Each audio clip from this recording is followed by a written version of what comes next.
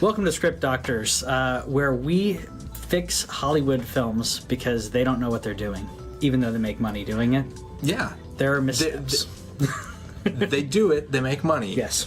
But it could be better. It could be better. We're going to make it better, and we're going to tell you how it could have been better, even if it's a movie that wasn't too bad, like Finding Dory. I thought Finding Dory, I know you didn't like it as much as I did. I thought Finding Dory was a decent sequel to Finding Nemo, with a positive message to it. Yeah. There were some missteps, but I did like it. Just this is the non-spoiler portion. I liked the aspect where, you know, it's this, and this trailer spoils way too much, by the way. But I liked the aspect of, instead of finding Nemo, you're finding Dory, but really you're not finding Dory. Right. Dory's finding her parents. Right. And that's really the plot of this, is for Dory to say, okay, who are my parents, and you know, why did I get separated from them? What happened? And it's her journey to figure out who she is, who her parents are, and what happened in her history. I thought it was decent to an extent, but I will say, I thought it was really boring until Sigourney Weaver came in. Sigourney Weaver was a lot of fun. From then on, it was like, okay, it's slightly poking fun at itself, because they're setting up certain things that Sigourney Weaver like solidifies, or she says something and she's like, oh, I know what that is. Yeah. I thought for the most part it was well done. There were some things that could have been better though. What did you think? For me, I liked Sigourney Weaver the first time that popped up, and I was like, Sigourney Weaver, because you can put a person with the character, and I see what you did there. Yeah. But for after that first time, it felt lazy. Okay. Because she is basically the narrator, and we couldn't figure out how to do this. So just have Sigourney Weaver say it. And it's the main protagonist, Dory, was the Deus Ex Machina of the entire film. Yes. She's the only thing that moves the plot forward, and everything she does just works. Yeah. That works with kind of the message. The message. But it doesn't work as a story for me. And just as a disclaimer, I think I saw Finding Nemo once. Okay, so the message that we're talking about is basically, I don't want to give anything away, but the message was basically, you know, it's not only be yourself, but be yourself and do what you would do. And also allow others to be themselves. Yes. And I appreciated that, because the Nemo's dad, Marlin. Yeah. He loves Dory. He does. And she is family to him. He wants her to be happy. And he worries about her constantly, justifiably, because she can't take care of herself. Right. Yeah.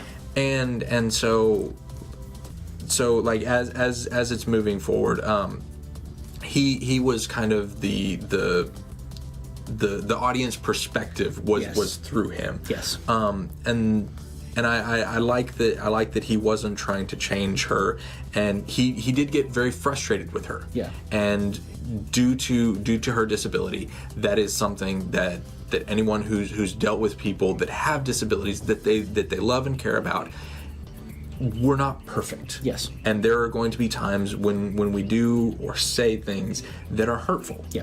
And we need to be able to move past that. These are not flawless characters, which is awesome, because Disney of the past was very, this is the character, and with thick black lines, which also used to be a thing, and those thick black lines defined the character and kept them from moving into other things.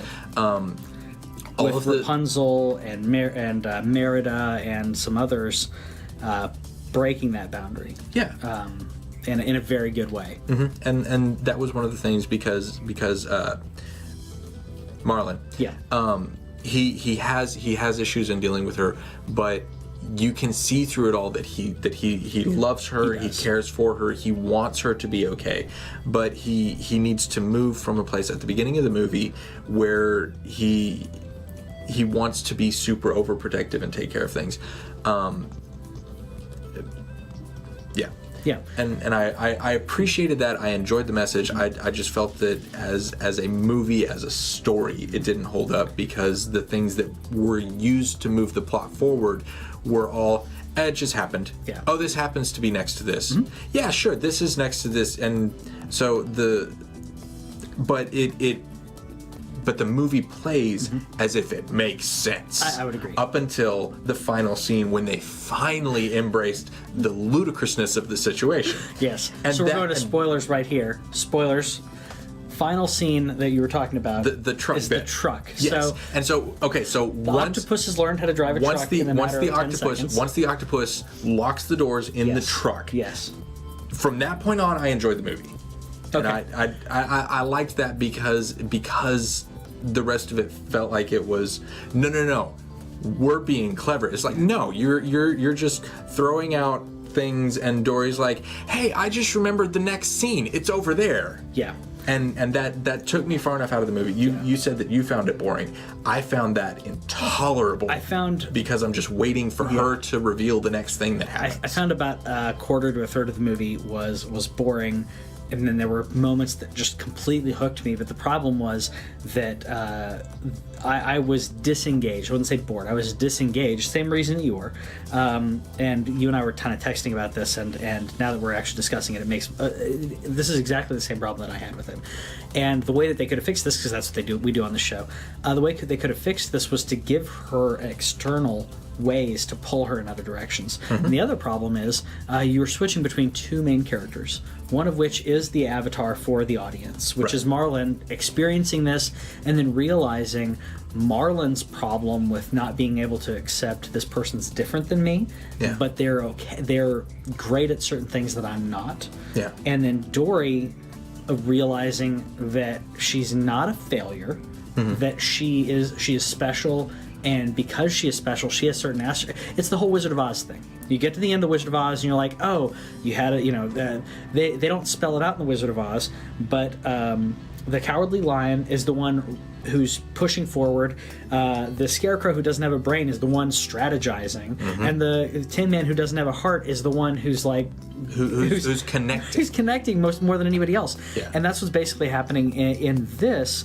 They didn't spell it out, but it was showing that Dory has her disability, but she has amazing abilities in the way that she just goes gung-ho. Marlon plans out everything. And she is allowed to do that because she has someone watching over her who cares about her and allows her to be herself, and sometimes says, no, this doesn't work. Go back to bed. Right. Which is exactly what I have to do with my dogs. No, go back to bed. Yeah. Every 10 minutes. I complained a lot about the plot, but the part where they have the shells continue to go through, and when she goes through the pipe, finds the shells that her parents have made to lead her to the new home. Ridiculous. That made a lot of sense. I thought it was ridiculous. They've had years to do this. They're fish. They have nothing but time. Yeah, but if you look, every single place that they went out, this is my problem with it. The shells, when you got to the area, you see this little home, which is kind of built like their old home was, and the shells branch out. But when you first see them, you see two silhouettes, and they're bringing shells back. Yeah. You've been working on this for years. Right. They're starting a new trail. How many freaking trails do you All branch of them? Branch them at that point. Okay, fish are not that smart. Okay. To me, that took me out of it because I was watching it and going, "Oh, okay, they made the trail of shells. Why are they bringing shells back?" And I was waiting for. Okay, well, the mom, she loves shells. She does. They told us that 17,000 times. Purple ones, but they weren't purple. I was waiting for her dad to make some comment to her mom about like, no, you're supposed to put those whatever. Yeah. So it was like that disengaged me because I was supposed to be really. Why are they involved. carrying these? Yeah, they shouldn't need to carry them because Now, if they had gathered them and then were going down a trail, and then obviously that wouldn't work for a movie. Okay, what if they were bringing them from a place that has a lot of shells and they were building a path on the other side? Because the deeper you get out into the ocean, the shells are not going to be there because those particular type of creatures need to be in shallower waters. That would make sense. So, something you don't necessarily have to fix. But I would fix the external motivators, because there weren't external motivators. The external motivator was Dory. Yeah. Now, if you made this movie from Marlin's point of view the whole time, similar to Finding Nemo.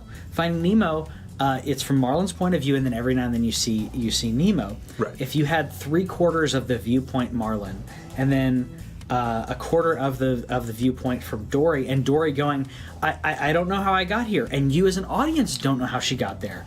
Yeah. Show her from that Memento reboot portion where she's like, God, I love Memento. Where am I? What's going on? And then you have to figure it out with her how she got there. Yeah. And then you have external motivators to push it. That would have fixed the entire film.